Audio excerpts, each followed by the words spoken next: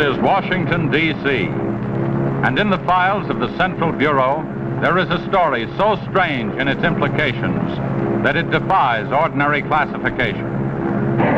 It is the story of a handful of people who, in the course of one desperate night, held back a wave of panic and pandemonium. It began after sundown, time 7:15, as Flight A Coast Patrol from Travis Field was returning to base, when the nightly Air Force transport pointed north toward Japan via the Great Circle route. While at sea, the Navy and Coast Guard maintained their usual round-the-clock vigil. And from the equator to the Arctic, the radar network swept the skies with eyes that never sleep. Time 7:19. An unidentified object was picked up 200 miles southwest of Point Barrow, Alaska. 7:27. Unidentified object confirmed at Fairbanks, Alaska. Heading south-southeast, 170 degrees. Height, 75,000 feet. Estimated speed, 5,000 miles per hour. White warning. 7:39. Unidentified object 200 miles due west of Vancouver, British Columbia. Course 170 degrees. Height 60,000 feet. Estimated speed down to 3,600 miles per hour. Yellow warning. 7:54. First interceptor flight airborne. Point of interception, 80 miles due west of San Francisco, California. 7:55. Unidentified object past point of interception. Red warning. 8:11. Morro Bay, California. Height 50,000 feet. Estimated speed 2,000 miles per hour. 8:15. Santa Monica, California. Height 10,000 feet. Speed 1,200 miles per hour. 8:18. All traces of unidentified object gone. Red warning lifted. By 8:25 at the Los Angeles branch of the Communications Commission, reports of strong interference with radio and television reception began to pour in from the beach area. The monitors went to work immediately. Mobile units were ordered to converge on the vicinity of the disturbance. Pinpoint direction finding devices began to trace the trouble to its source.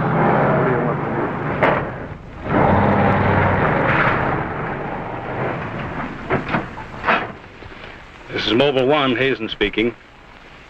We're at Ocean and Beacon Way, interference strength 2, bearing 27 degrees. Over. Mobile 1 from center, roger. Over. Mobile Center from Mobile 7, over. Go ahead, Mobile 7. This is Mobile 7, from the Pacific Center and Beach 4. Interference strength 3, bearing 39 degrees, over. This is Mobile Center, roger. Stand by. Mobile 1 and Mobile 7. From Mobile Center, point of interception estimated 3 miles north of surf. Repeat, 3 miles north of surf. Acknowledge. This is Mobile 7, roger. Mobile 1, roger. Mobile 7, roger, we're going out. Okay, Charlie, let's get moving.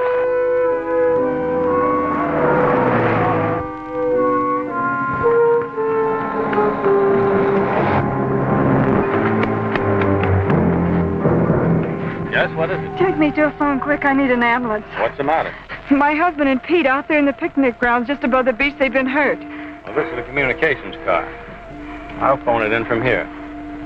I'm Mobile 1 to Central, over.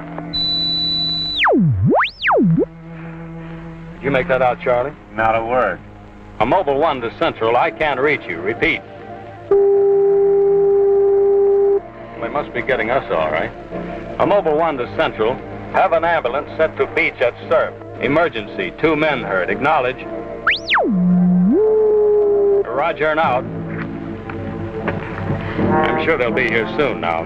Tell us what happened. Oh, this man, he just kept coming at us. It was awful. Who? I don't know. He was wearing a suit like a diver. Hurry, please. They're hurt. Charlie, you better wait here. I'll go down and take a look.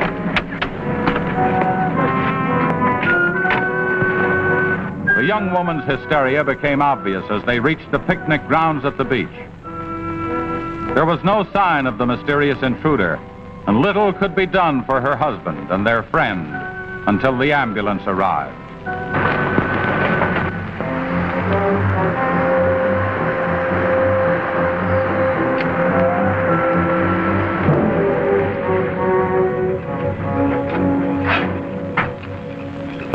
Hi, fellas.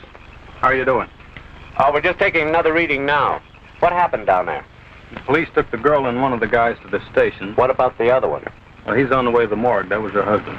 You're right on the button, Charlie. 44.7. Report back to Central if you find anything else. All right. Charlie, grab that portable and check the beach, will you? Got it right here. I'll pick you up right here in about an hour. Where are you going? Police asked me to drop by the station and sign a report. I'll see you later. If you don't, you know where to look for the body.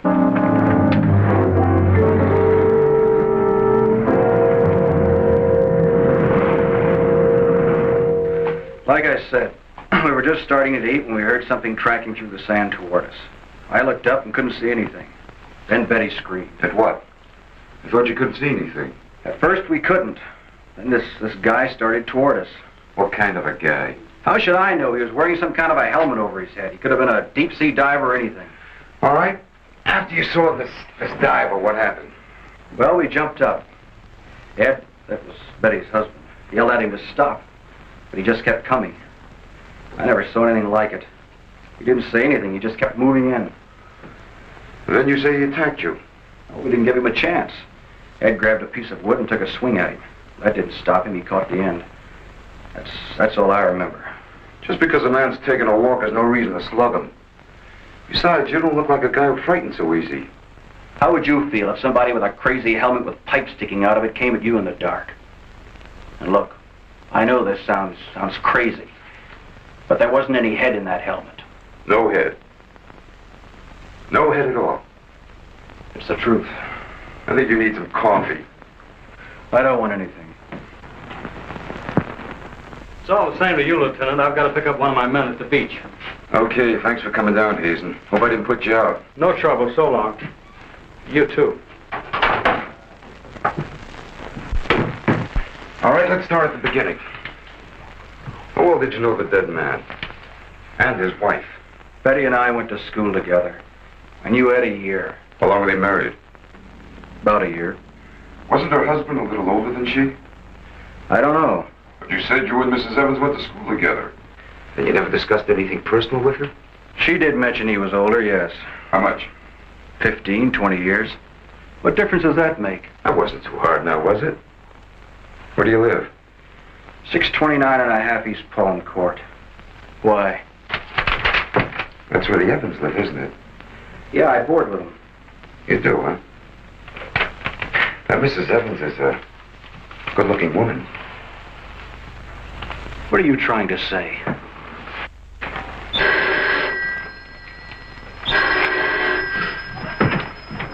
Lieutenant Bowers. Where? Yeah, I got it. I'll leave right away. Ain't been enough murder. Near the beach. Keep an eye on this guy until I get back. What are you? You'll stay right where you are. At least until Mrs. Evans feels well enough to talk. What do you want from her? Oh, I just want to see if your story checks with hers. After all, you went to school together, remember?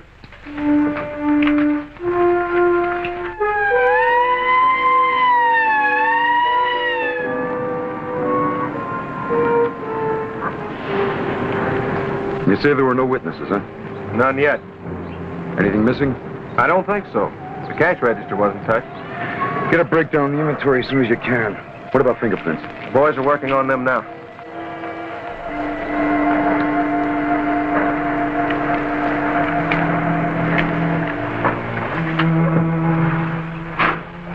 Sorry I'm late. What kept you so long? The lieutenant asked me to hang around a while. Well, what's the score? Looks like one of those things. Pretty girl, older husband, young boarder. Kid claims some guy without a head knocked the old man off. You don't say. Anything else? Yeah, he had a diver's outfit with horns. No. He's going to have to do better than that. How are we doing? I took a reading about 10 minutes ago. The radiation is going out with the tide. What about the radio phone? It's working fine again. I just got a call from Central. They said Mobile 7 picked up some new trouble northeast of here.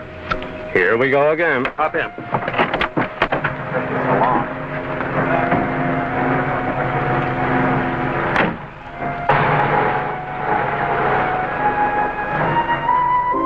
Who reported this murder? There he is there. He lives next door. His name's George Nelson. Hey, Mr. Nelson. Yes, sir. Come here, will you? I'm Lieutenant Bowers, homicide. You found this body? That's right. He must have just locked up for the night when this happened. How do you know that? Well, he usually does around this time. What were you doing here? I was sitting home watching the fights on TV, and all of a sudden the thing started acting up. What has that got to do with it? Well, you don't know the set. You know, it wouldn't work at all when I came home to supper. Then all of a sudden it cleared up fine. So I thought, well, I'll get set to look at the fights again, and all of a sudden out it goes again. So I thought maybe the battery station down here was overcharging the circuit, and so I came down to take a look, that's all. Hey, don't you ever quit work? What's up this time? Another murder? What are you doing here, Hazen? Same as before. Still trying to track down that signal interference. Hey, does that stuff work on TV, too? Well, it has been for hours. What'd I tell you? What's the matter? Seems to set one on the blink. Well, at least we know we're on the right track. How'd you make out with that boarder? You're still sticking to a story. The guy had no head. Well, I'll be seeing it. So long. Right. Watch out.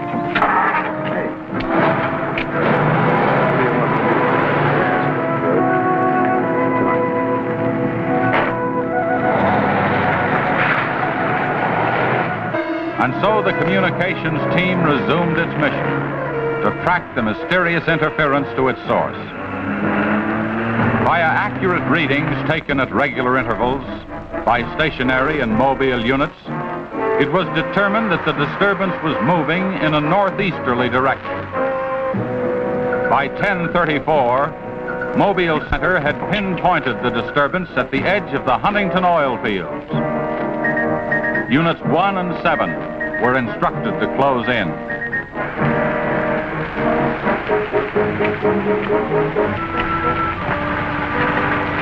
Hey, Charlie, do you see what I see? Yeah, the oil field. Let's hope our trouble's burning up. Well, there's only one way to find out.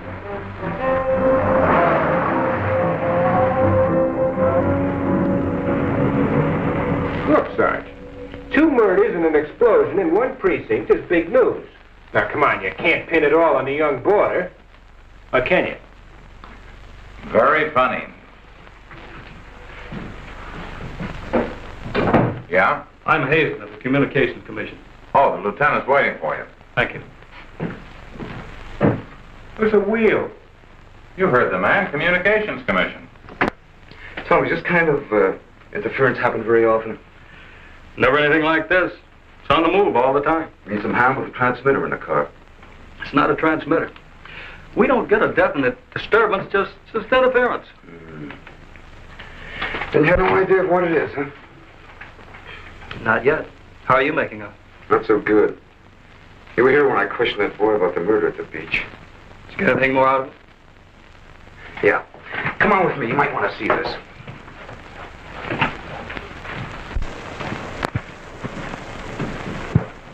I see you're just about done. Thanks, you can go now.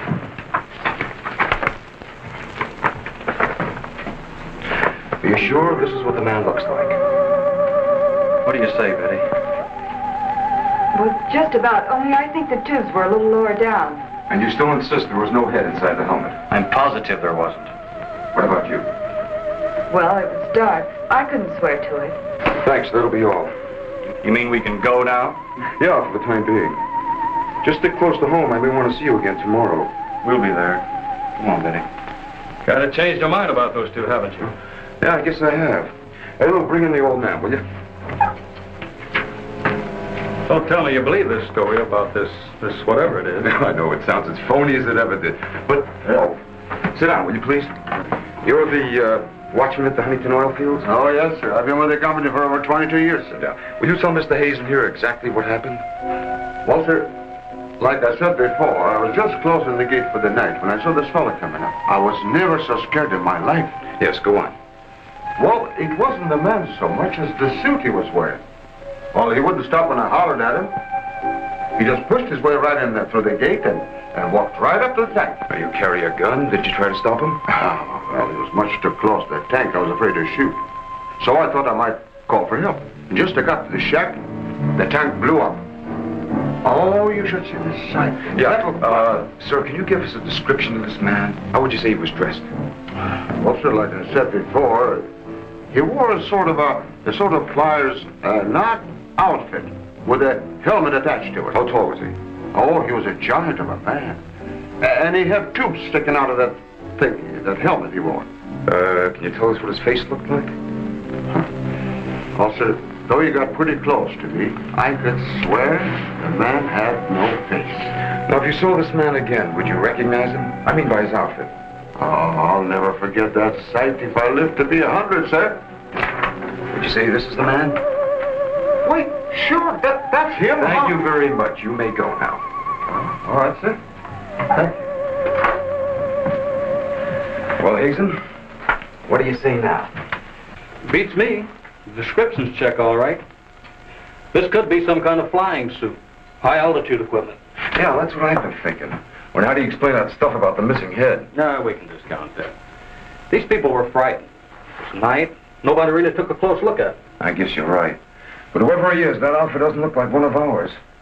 Of course, he could have been dropped by parachute. You mean sabotage? Worth checking. I think we better wire a report to Washington, see what they say. You can use our teletype. I'll tip off the LA police to be on the lookout for something unusual. Hey, wait a minute. What about the press? Oh, I don't think they know too much now. We better keep it that way for a while at least, till we find out whether our friend is still around here. Well, if he is, I think we can find him for you. My hunch is that he's carrying something around that's causing all this disturbance, whether he knows it or not.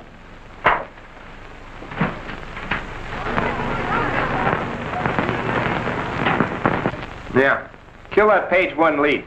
They let the boarder and the girl go. How do I know? Maybe the lieutenant thinks that the guy in a flying suit knocked off the husband. Nah. No, not a chance. Not a chance of an exclusive on that picture. They're making a blanket release in the morning. Oh, there's a guy from the Communications Commission in there now. Yeah, I'll call you back later if there's anything new. Okay.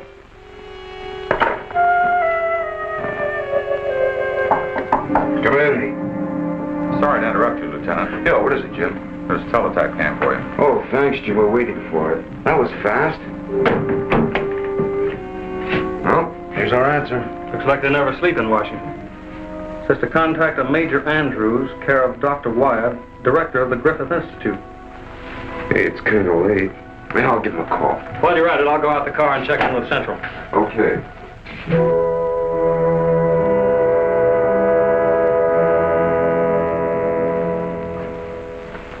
Well, that's the story up till now. We got in touch with Washington. They told us to contact you here. Very interesting. What do you think, Doctor? When I see something like this, I understand why you gentlemen might have thought sabotage was involved. Lieutenant, are you sure there were no traces of this saboteur, this X-man, found after the explosion in the oil field? Fire department went over every inch of the area. Didn't come up with a thing. Well, then there's a strong possibility that he might have perished in the explosion itself. I doubt that. We're pretty well convinced this man is carrying something that's responsible for all the signal interference. According to the last report I got, there was a definite disturbance about 3 miles east of the oil fields, sometime after the explosion. Well, then if he's alive, you should be able to keep an accurate check of his whereabouts. Not that easy. As a matter of fact, we lost contact about 3/4 of an hour ago. Maybe you realized you were trailing him and got rid of whatever he had that was causing the disturbance. In that case, there's nothing much my department can do to help you. I guess it's up to us. Unless you have some suggestions. Well, let me think out loud for a minute. It might just be that what we've been talking about so far, and this phantom, as we'll call him, ties in with what the doctor and I have been discussing. That is very possible. I don't know whether you know it or not, but somewhere around 7:30 this evening, our radar networks picked up an unidentified object off Point Barrow, Alaska. They traced it clear down to Santa Monica before they lost it. Santa Monica. That's where we first picked up our radio interference. Yeah, right at the scene of the murder. Well, then, if all these things tally up, we've got some idea of how our man got here. You mean that he came in some plane? In that case, somebody would have seen it land and take off again. Or did it crash? No. No, we don't think it was a plane. No rocket or jet that has been built so far can attain the speeds of 5,000 miles an hour, particularly for such a great distance. And maybe we're on the wrong track altogether. Couldn't your unidentified object have been a meteor? They travel at a terrific speed. Yes, fast enough for most of them to burn themselves out the moment they hit the Earth's atmosphere. And did it occur to you that meteors are not very likely to travel horizontally, all the way from the North Pole to California? Well, if it wasn't a meteor, or a flying missile of some type, how do you figure this phantom ties in? We're not sure that he does. I don't care what you say, but it doesn't make sense to me. Anybody trained in sabotage would stay undercover. This guy's walking around in a monkey suit, killing people. Excuse me, Dr. Wyatt. Is there a Lieutenant Bowers in here? Oh, yes. What is it, miss? There's a Mr. Wakeman from the Chronicle here to see you. Wakeman here? Now, what does he want? Well, there's only one way to find out. Before you go, Lieutenant, I don't believe you have met my assistant, Barbara Randall. Well, hello. Hello. It's Mrs. Randall, Lieutenant. I'll be right back. Barbara, you know the Major? Of course. And this is Mr. The Communications Commission. How do you do? Well, I see you are working a little later tonight than usual. Yes, my husband's teaching a late class, and he won't be able to pick me up for a while. Besides, I had some work to do in the lab. Well, at least you'll have lots of company. All right. So I shouldn't have come up here. But I gotta get your angle on this Beach murder. And your whole department is shut up. Look, Wakeman, will you stop bothering me? There's nothing to say. If you got an exclusive story from that Evans Damon or Board, then you know as much as I do. Yeah, but that still doesn't explain anything about the guy without a head. Come on. Who is it? Your guess is as good as mine. You mean you let those two kids go without knowing that? I don't buy it. Well, I did. Well, then you must have an awful good reason. I bet you're trying to tie it in with that other murder. All right, Lieutenant. Don't tell me. I'll get my story somehow. Oh, if you want to know how things turn out, read the Chronicle in the morning. That's right. Now get in touch with Charlie in Mobile 1 and have him call for me here. Okay, honey. Well, did you come up with anything? No, we're just briefing Barbara here. It's just amazing the way you've been able to put these things together. Don't kid yourself, Mrs. Randall. It seems the press knows as much about it as we do. Well, let's hope they don't come to the same conclusions. A few lurid headlines, and every fool in the country will be seeing phantoms in spacesuits and men from Mars all over the place. Yes, I can imagine. And mass hysteria is difficult to check once it gets started. That's why we've got to move fast. Well, from the looks of things, I guess it's up to me. I'll be in touch with you as soon as I hear anything. See you. By 12:30 a.m., the dragnet was in operation. Mobile units patrolled the streets and countryside. They covered an area 35 miles square. Special and sensitive equipment was prepared for action. Everyone on the job was ready to move on the first signal from the Communications Commission. Monitor Corona to Mobile Center, strength 4, Brickyard at 160th, moving toward oil fields. Contact your units. Over and out. Units 1 and 7 from Mobile Center. Units 1 and 7 from Mobile Center. Strength 4, interference at 160th in the oil field. Moving due east. Close in. Repeating, strength 4, interference at 160th in the oil field. Close in.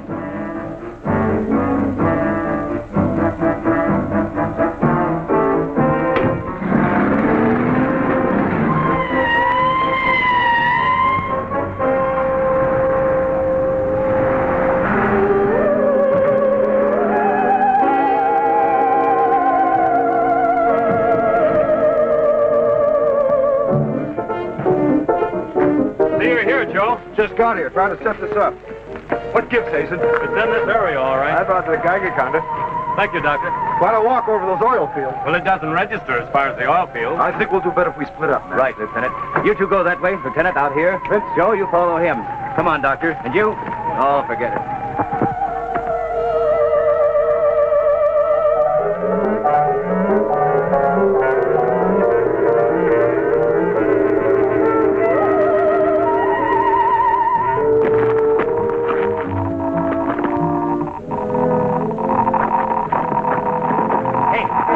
Look at this.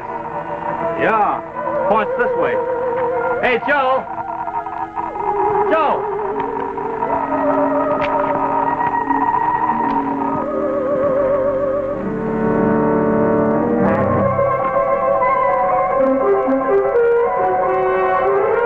Hazen!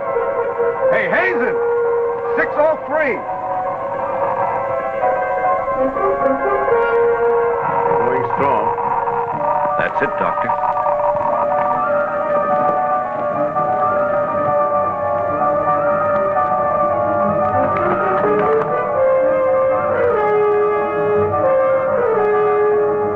It's leading this way. Come on.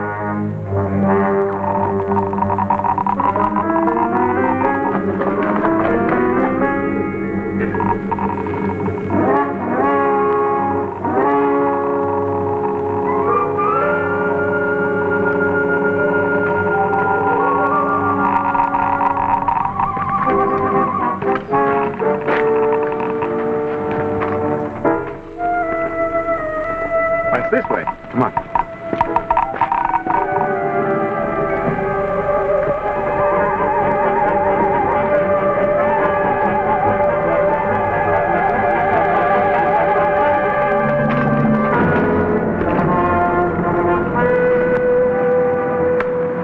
Come on.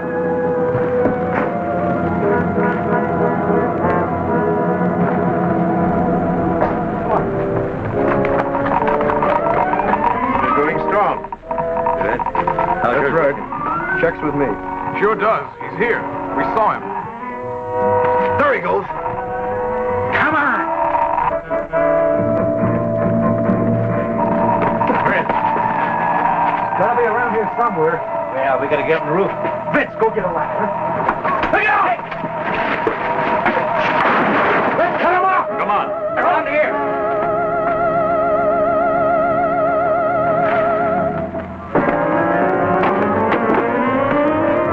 Anybody see him?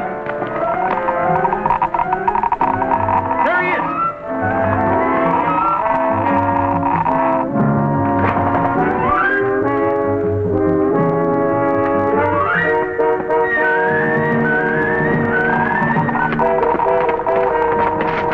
Got him now. We'll give you 10 seconds to come out of there, starting now.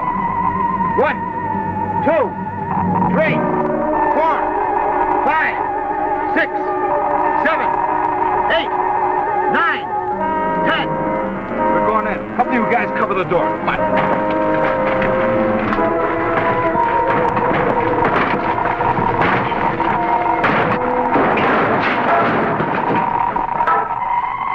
There's nobody in here.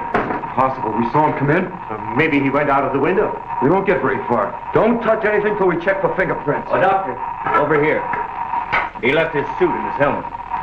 Hey, let's spread that thing out so I can get a good shot of it. Keep away, you fool. What's the matter? For your information, that's a Geiger counter, and it says hands off. I think you'd better wait outside. I just have a job to do. So do we. And I'm afraid ours will have to come first. Now, there's no radiation from the helmet. But look at this. So that's what's been causing all the trouble.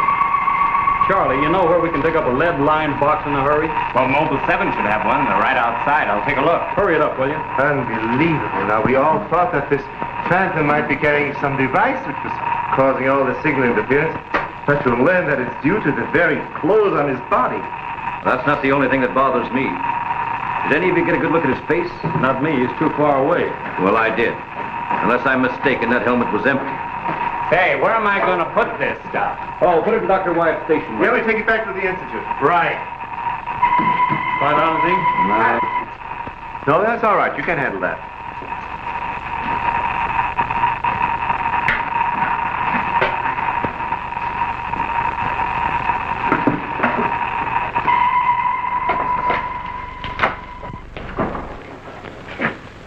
Any luck? Not a sign of him. The boys are still searching the grounds. For what? Nobody knows what he looks like without that outfit. I'll bet on that, Major. The reporter got a flash picture of him, and I just happened to borrow that film. It's on its way to headquarters right now to be developed. Good. Send us a print as soon as you can. Sure. Lieutenant, are you sure you don't want to come with us? We want to make a few tests at the lab. I'd like to, Doctor. Would you know the situation? I gotta get that guy. Let me know how you make out, will you? Yeah, we'll do that, sure.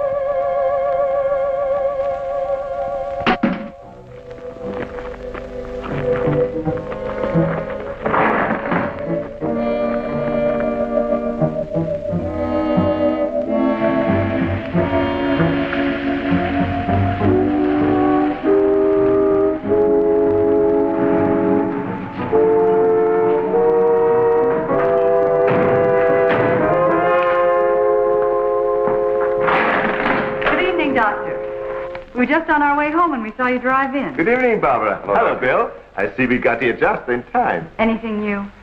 Lots of excitement, but that's all. Major, you know Barbara's husband? Oh, of course. How are you? How are you? Hey, it's a nice-looking dog you've got there. What's his name? His name? Venus. Say, Bill, I hate to ask this, but something important has come up, and I wonder, can we borrow Barbara for about an hour or so? I suppose so. Of course. Darling, why don't you go and do the shopping? Here's the list. The market's open all evening. I may as well. See you later, darling. I'll take the dog and tie her up. Thank you, Bill. Good night. Good night. I'll give you a hand with it. Oh, thanks, Doc. Easy now. Look out for your fingers. All right. Look out now. Don't drop it. Venus, come back here! Venus, come back here!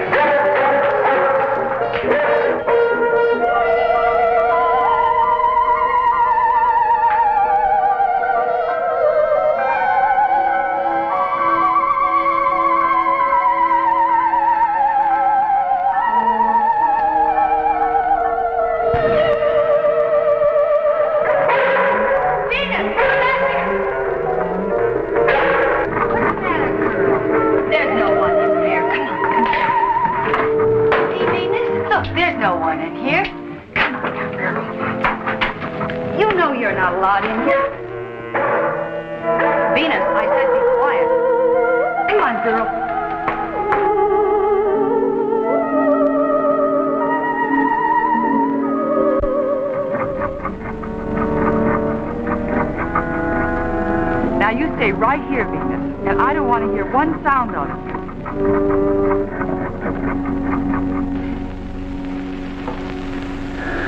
You were right, Doctor. There are no fingerprints anywhere. What's all this? Hey, don't touch anything. You better put some gloves on. Our friend, Mr. X, left this suit at the oil refinery. You mean you were that close to him and you didn't catch him? I'm afraid so. That's up to the police now. Hand me those shears. I want to cut up this material to work with it.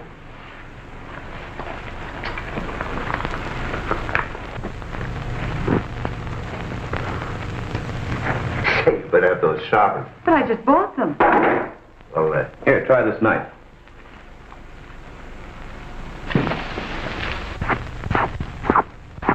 That still won't cut. Let me try.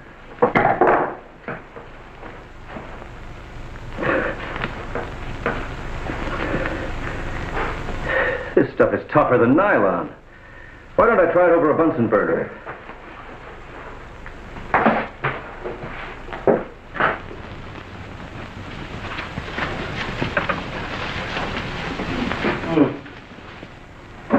It doesn't burn either. Let's take a look at it under the microscope. Look, it's magnetic. Magnetic? Here, Radioactive. And apparently indestructible. Thank you.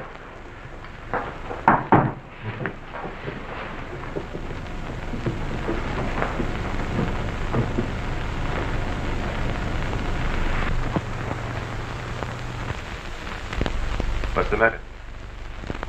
You tell me. Take a look at that weave.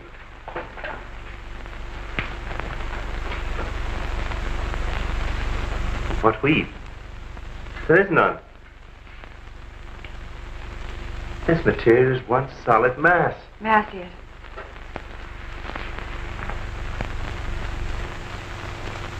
Why, you're right. It must be some sort of plastic. No. I'd say it's a metallic substance of some kind. Well, I've seen a lot of interesting alloys, but never anything like this. Let's try an acid test. All right. Go ahead. Careful now. We'll only take a drop or two. It repels acid like a raincoat repels water. Why, there's no reaction. Well, Major, this looks as though we were going to be here for a long time.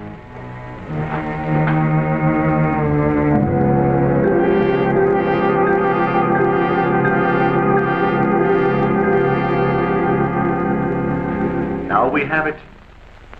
The helmet is not radioactive. The suit is. There is no doubt. This spacesuit is conditioned to function above 63,000 feet. The human blood would boil, resulting in the body expanding to twice its size. And death, of course. I know. And it must withstand pressure and counterpressure. Also, it must be so supercharged it can function in thin atmosphere. Now, let's see what it is that is left in this breathing apparatus. Well, how are you doing? The gas from the helmet tank breaks down to 11% methane. Ordinary marsh gas? What's the rest of the formula? No, that's where I'm stuck. I can't figure it out. It just doesn't respond to any of the usual tests. Well, how could anyone exist on that combination of gases? You and I couldn't. But apparently someone can. Oh, Doctor, are you trying to say that our X-Man doesn't breathe oxygen and hasn't the metabolism of a normal human? I really don't know. From what we've seen, he has some physical characteristics which make him appear human. But added to them is this fabulous radioactivity that none of us could stand. I am puzzled.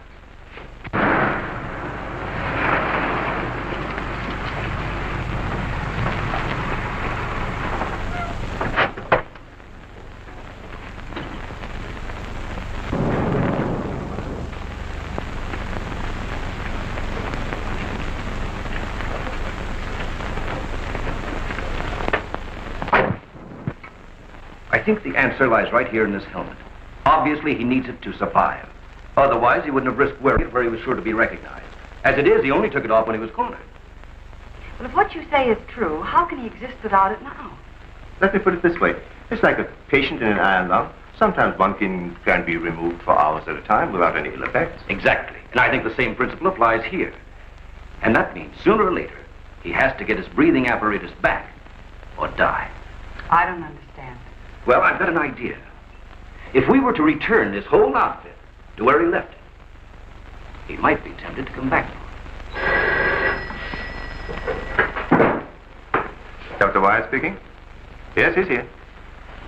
No, thank you. Hello, Major. Still at it, huh? Mm-hmm. No, we haven't got a thing, no. The picture? Yeah, hold on. He says the picture the reporter took of our man didn't come out. I was afraid of something like that. The radioactivity must have burned the emulsion. Hello. No. No, we didn't find any fingerprints at all in his clothes. Did you find any? Oh, too bad. Hello? Will you wait there, please? We don't know what to make of this either. Have you heard from the communication boys yet? Well, let's hope they turn up with something. Major, excuse me. Hold on a second. Yes? It's Mr. Wakeman of the Chronicle. He insists upon seeing you. He does? Where is he? I told him to wait in the lobby. Good. Hello? Yes, our friend from the press is here.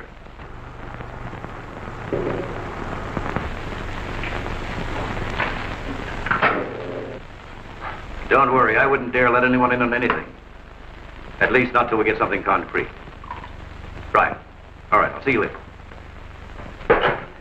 Well, I guess I'd better see this newspaper man. Want to come along, Doctor? I think I will.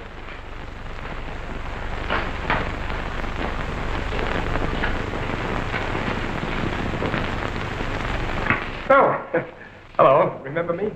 Certainly, yes. A nice lot of gadgets you got here. We think so. What's on your mind?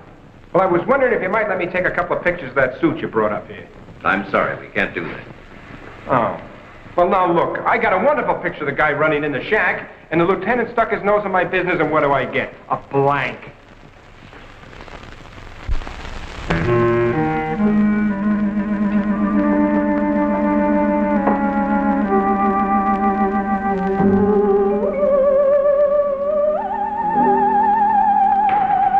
Is that you, Doctor?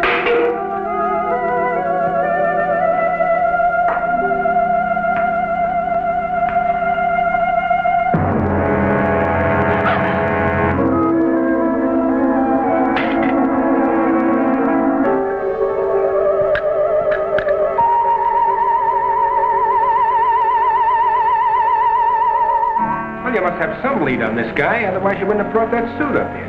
Well, let's just say we were curious.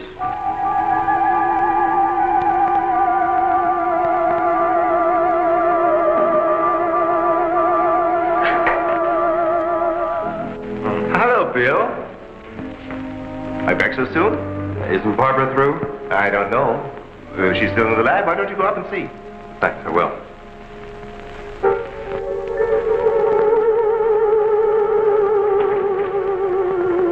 Barbara? Barbara, are you in there? Bill, listen to me. I'm not alone. Someone is in here with me. I can't see him. He locked the door and has the key. I'll break the door down. No, Bill, don't, please. You better get help. You mean I've come all the way up here for nothing? I'm afraid so. Good night. Yes. Good night, Mr. Wakeman. Good night.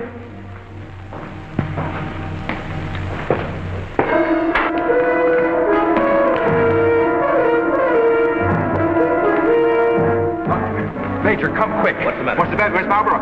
In the lab. The door's locked and there's someone in there with her.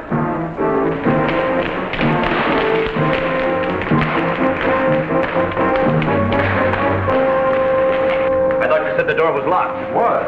She's gone. Oh, cover the main entrance. That's the only way anybody could leave. I will. Well, in that case, we would have seen her on our way up. Well, then she must still be in the building. We'd better split up. I'll take the roof. Barbara! Barbara! Barbara! Barbara!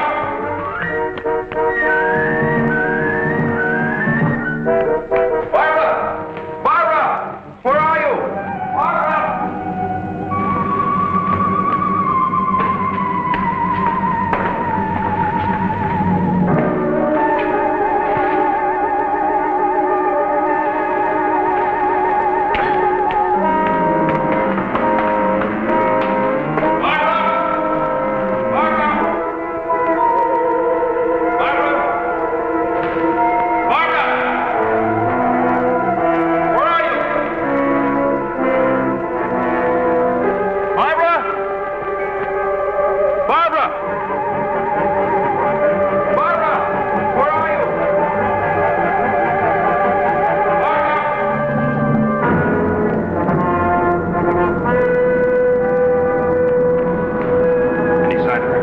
Not yet.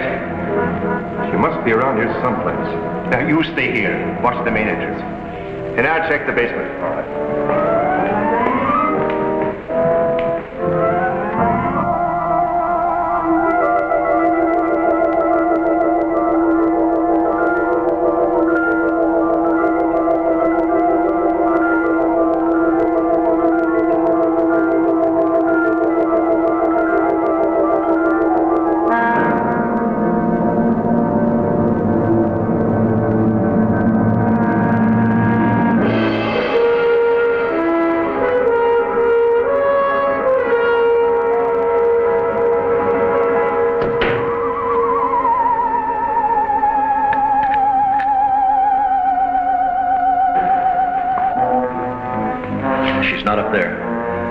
doctor? He went down to the basement. Here he comes.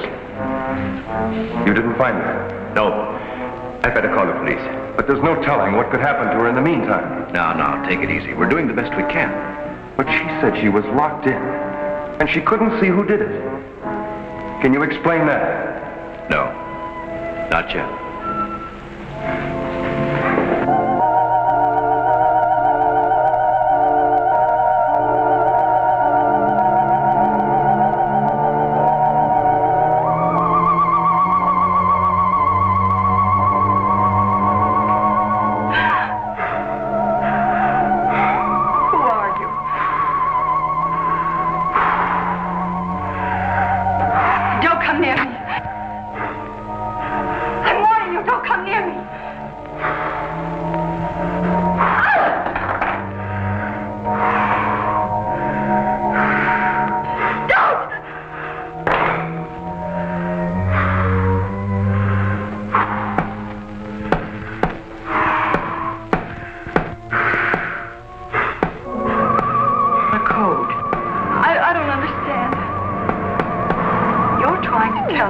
To breathe, and there isn't much left in the tank.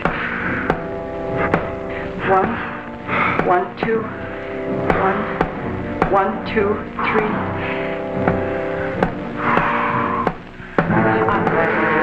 I'll write it down.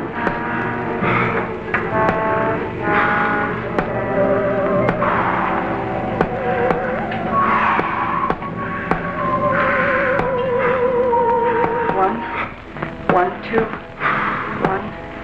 1, 2, 3.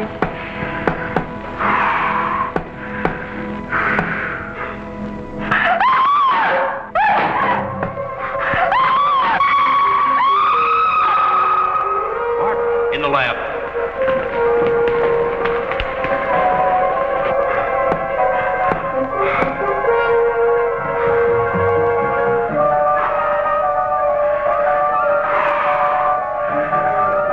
No, please don't. She's in there. Barbara!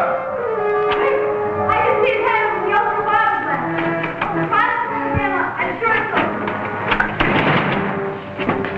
Darling, are you all right? I think so. I'm looking for him. I just saw him, so he must be in here.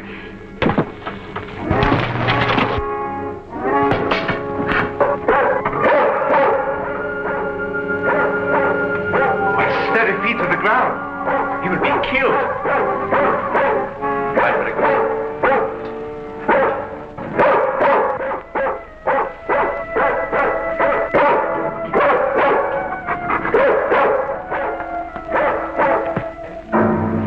It was right there. I couldn't see him. I didn't know what to do. Come here. Quick! Disintegrated. This is amazing.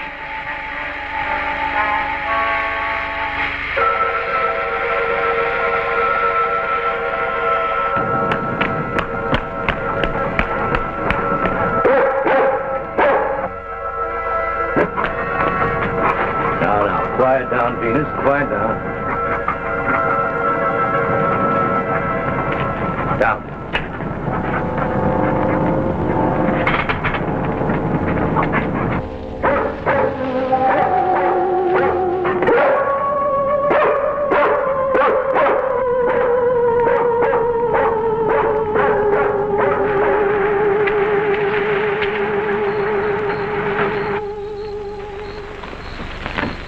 Mobile Center from Mobile 1, come in, please. This is Mobile Center. Go ahead. Get hold of Major Andrews or Dr. Wyatt at the Institute. I want to talk to either one of them. I will do. Stand by, Mobile 1. Dr. Wyatt speaking. Oh, yes, Mr. Hazen. Yes, we're still at it. Lots and lots of excitement, but nothing definite yet. Have you anything to say? The trouble seems to be just about gone. We get a flash in the direction of the observatory once in a while, but I figure that's because of the outfit you're testing. Yes. Lieutenant Bowers ought to be here any minute. Of course. How long will it take you to get up here? Good. See you then.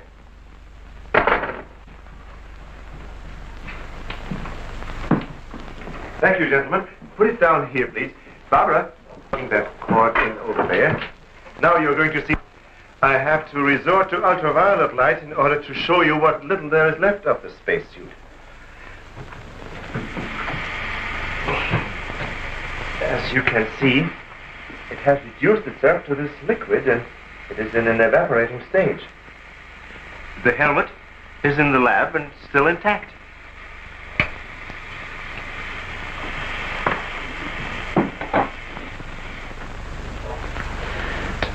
This is amazing. All the radiation in this suit would be fatal to a normal human being wearing it. Of course. And furthermore, our respiratory system could never simulate gases such as we have found in that breathing device. Well, then we have to assume our so-called X-Man carried his own atmosphere with him. Excuse me, but as a matter of curiosity, why do we refer to this thing as a him? I thought it was invisible. Under normal conditions, yes. Yet, Mrs. Randall did see the imprint of a large foot and a masculine hand under ultraviolet light. How do you explain that?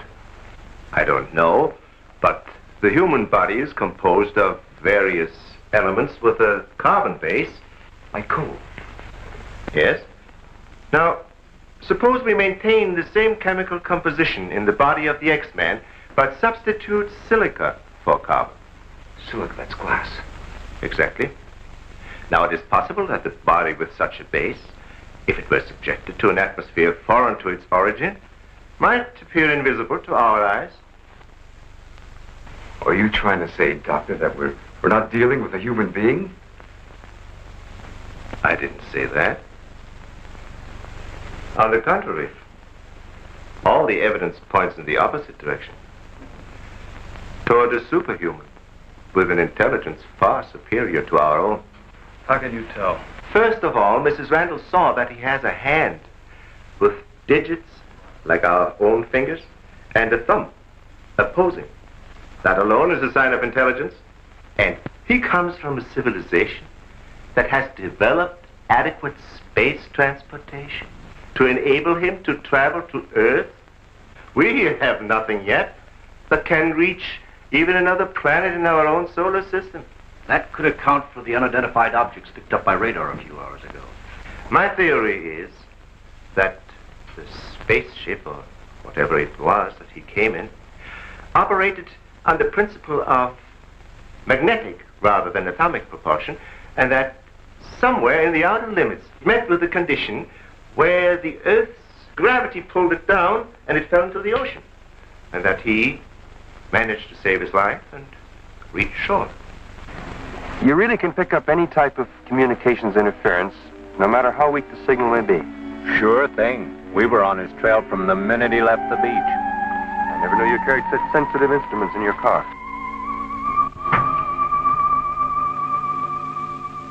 What you told us is very interesting, Doctor. But I've got to make an official report to headquarters. Are you willing to be quoted that the criminal we're after is a creature from another world? All I can say is, we know that our Earth is not the only planet capable of sustaining life in one form or another. You can quote that. Well, I've got to go by some footprints in a hand. That isn't much. No fingerprints, no description, no nothing. And we're after a killer. Has it occurred to you that our X-Man has no apparent motivation for his acts, and might therefore not be an intentional criminal at all? You have a point there. Hey, wait a minute. Come to think of it, the young boarder we suspected, he did say that the girl's husband threw the first punch. So? So that could have been enough to provoke the strange creature. And the same could have happened at the second murder. Sure. But what about the fire in the oil fields? Evidently, our man sensed the presence of some gases, which he thought might be utilized in his breathing apparatus. Yeah, that could account for his presence at the oil refineries, where something went wrong, causing the explosion. Too bad he got wise to us and took off his uniform, or we'd have been able to catch up with him by now.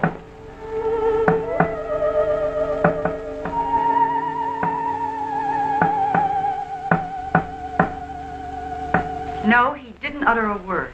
But I'm convinced he was trying to convey a message to me. He kept tapping out a code. I wrote it down. Let me see that, please. Doesn't make sense. Well, it may be based on some mathematical system we know nothing about. But he was trying to tell us something. Why did he run away?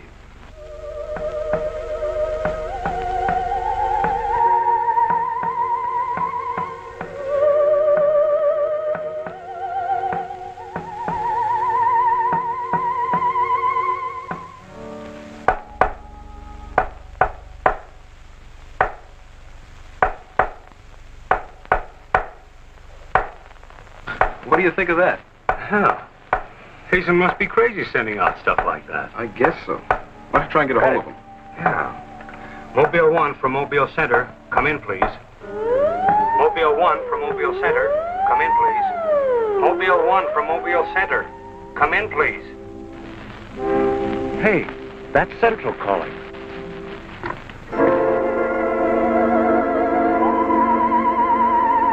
You better stay here by the car. I'll go tell Hazen. Yes, Colonel Powell. Of course, I'll mail you a complete report first thing in the morning. Yes, sir, thank you. Oh, and I'm awfully sorry to disturb you so late at night. Right, good night, sir. He's around here, this invisible guy. He was in the car. How do you know? I was talking to Randall outside when I heard Central calling. Before I could get over to answer, I saw the door open and shut by itself. He's desperate. For all we know, he could be trying to send a distress signal to his home base, wherever that is. Well, let's hope he doesn't get through. We've got enough problems with just one of those guys. Well, at least we know he's surrounded the vicinity, and it's obvious what keeps him around. Of course. He's got to come back for what little gas there is left in his helmet. And when he does... Oh, please, the most important thing is to take him alive. If we can only make each other understand, there's no telling how much science can profit. I'll go along with that, Doctor. But I've got to make sure that once he's cornered, I'll be able to hang on to him. I think we're all agreed on that. All right, good, then we must see it from his angle. He's in an alien world. No doubt we are as frightening to him as he is to us. Now, the most important thing, then, is to keep calm at all costs and do nothing to provoke him.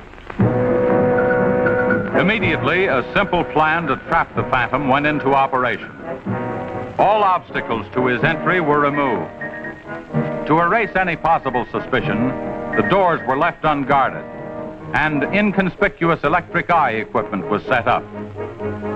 All this was connected to a makeshift control board, which would immediately signal the exact location of the trespasser. Now, there was nothing to do but wait. The one road leading to the Institute was blocked off to make certain no outsider would upset the plans or interfere in any way. What's the big idea? Sorry, nobody's allowed through here. Who said so? Lieutenant Bauer's orders. Oh, is he up there? He might be. Well, you get word to him that Joe Wakeman of the Chronicle is here. Sorry, bud, I can't leave. Oh, what about them over there? Hey, you over there.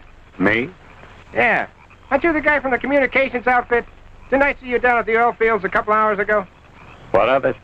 You got anything to do with this? Well, you'll have to ask Lieutenant Bowers about that. How can I if he won't see me? That's a good question.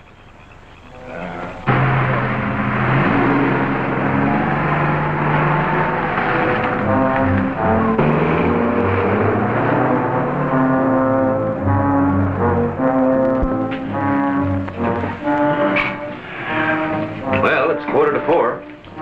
Sure taking his time. Time is cheap. Yeah, well, how long can you sit on the edge of your chair like this? Oh, dear, if we have to. Well, we hope this mechanism works. It will, unless he flies in between the wires. I wouldn't take any bets that he can't. Well, if everything else fails, we still have Venus here to help us. You know, I'm certain she sensed his presence before. That's why she carried on so.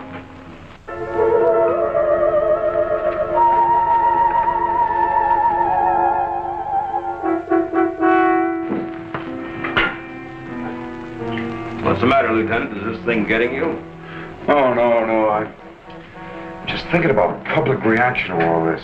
I'd give something to the press by morning.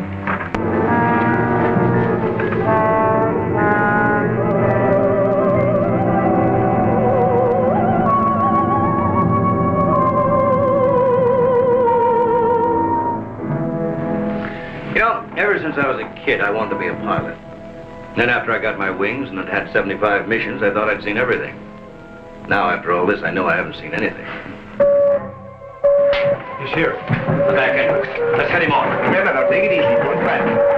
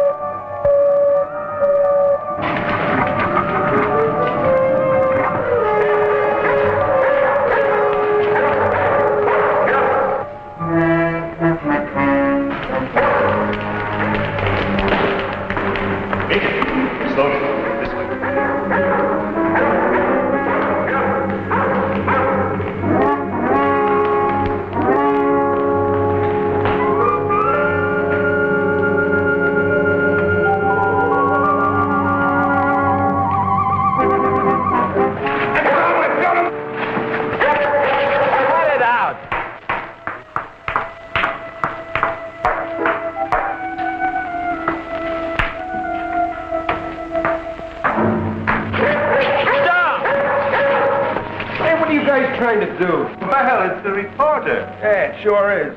What's going on around here? You guys crazy?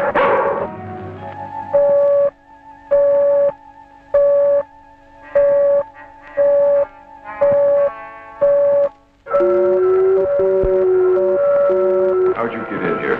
Oh, that don't make any difference. Come on, what's up? What's going on?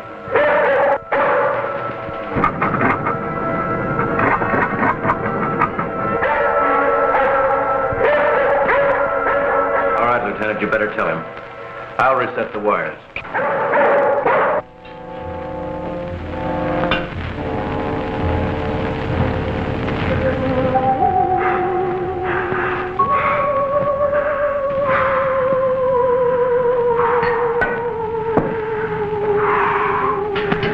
Don't be afraid. We want you to live. Don't you understand? Can't you speak? Can't you say something, in anything, in any language?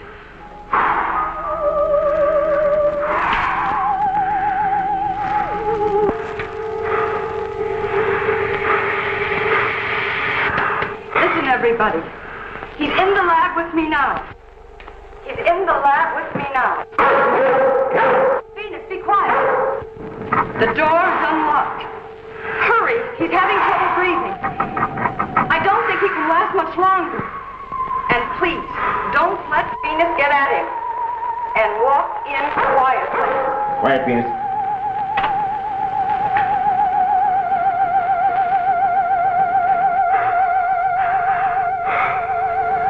It's unbelievable.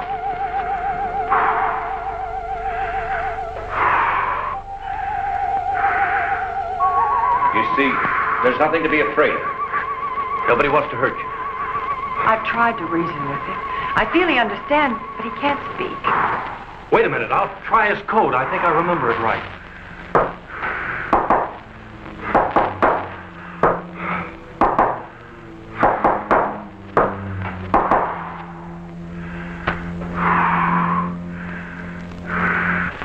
Better plug in the ultraviolet light.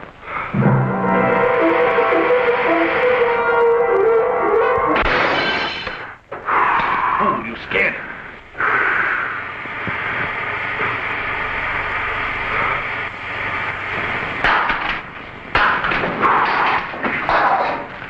Look, there goes Venus.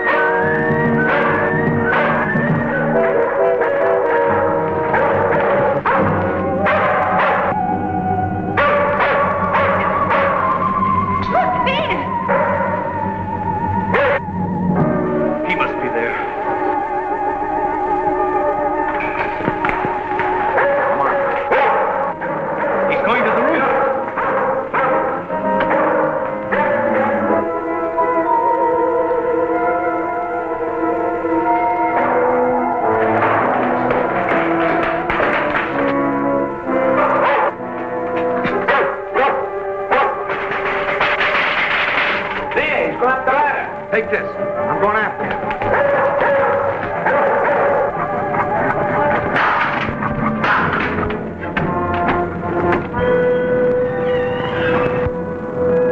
The door. In here with a big telescope.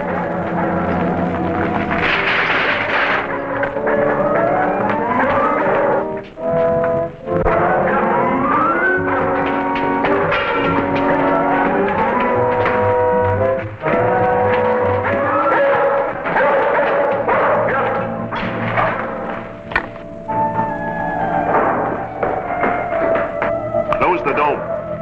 The switch is over there.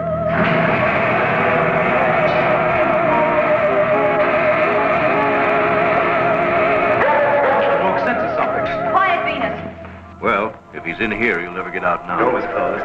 This is what I've been waiting for. Please, Lieutenant. This is our last chance. We have to take him alive. Plug in the lamps. There's an outlet here.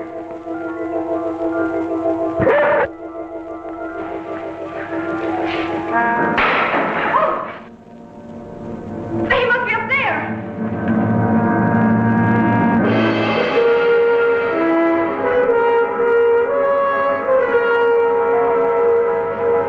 His whole body's gone. If I hadn't seen this with my own eyes. What do we do now? Stand back.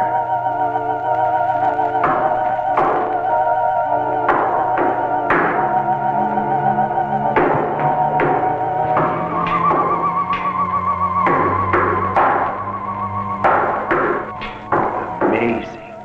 There's code again. Look. He's trying to speak, but no sound is coming out of his mouth. Look at Venus. She acts as though she hears him. Yes. Dog can hear sounds that we can. His voice must be beyond the range of the human ear. Maybe he's screaming. He's suffocating. The glow, it's almost gone.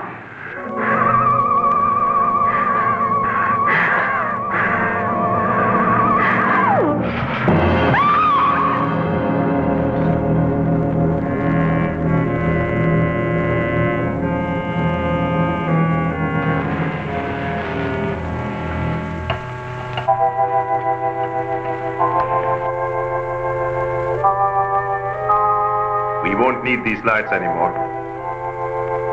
In death, he has become visible as a normal body.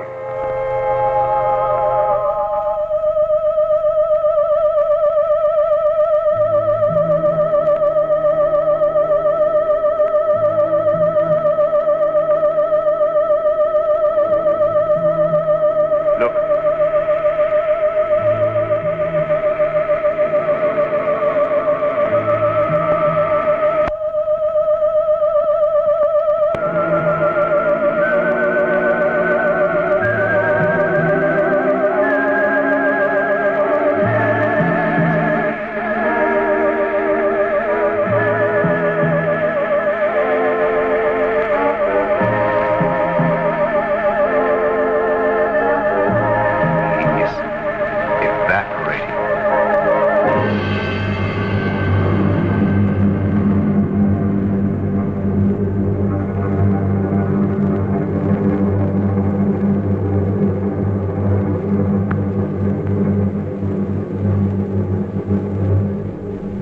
So he came here, wherever from, and right before our eyes, his body went through the final phases of life.